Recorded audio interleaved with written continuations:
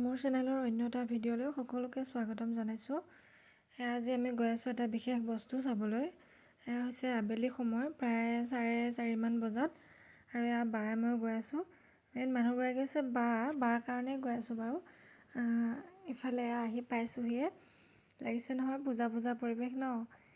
ইফালে এয়া প্ৰথম গেটখন পাইছোঁ, মানুহ একদম নধৰা হৈ আছে, বাটত গাড়ী মটৰ জাম লাগি গৈছে, চাৰিওফালে মানুহ আৰু মানুহ। মই এই বস্তুটো এবাৰ প্ৰথম চাম।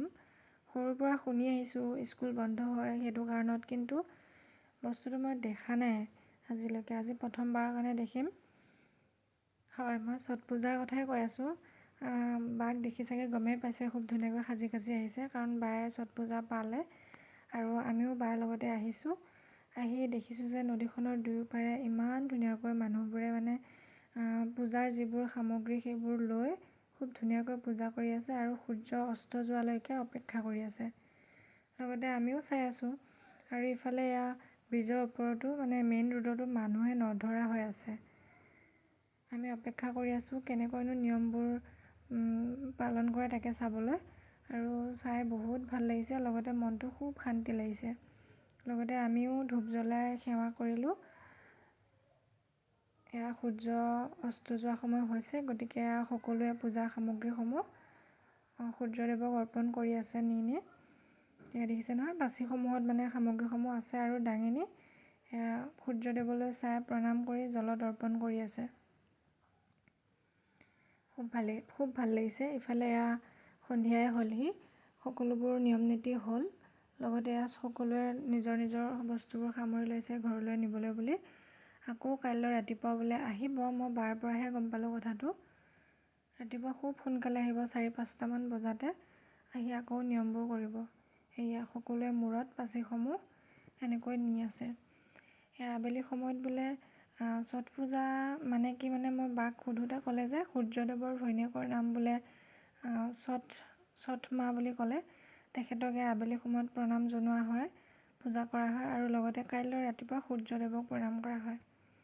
এয়া চাওকচোন, ইমান ধুনীয়াকৈ লৈ গৈছে।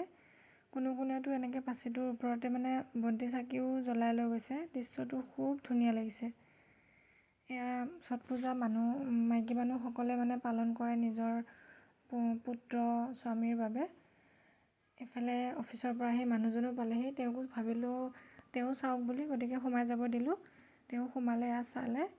এয়া চাওকচোন, পাচিসমূহ ইমান ধুনীয়াকৈ নি আছে। মই প্ৰথমবাৰ দেখি ইমান ভাল লাগিছে মনটো।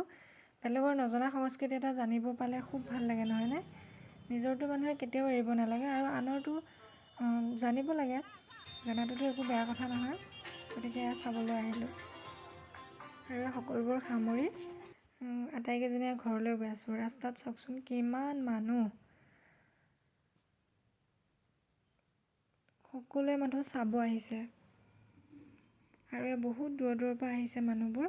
কিছুৱেতো গাড়ী লৈ আহিছে, আৰু কোনোৱেতো খোজকাঢ়ি বহুত দূৰৰ পৰা এনেকৈ পূজাৰ সামগ্ৰীসমূহ মূৰতে লৈ এই ঘাটলৈ বুলি আহিছে, আৰু এতিয়া আকৌ তেনেকৈ মূৰতে লৈ খোজকাঢ়ি গুচি যাবগৈ।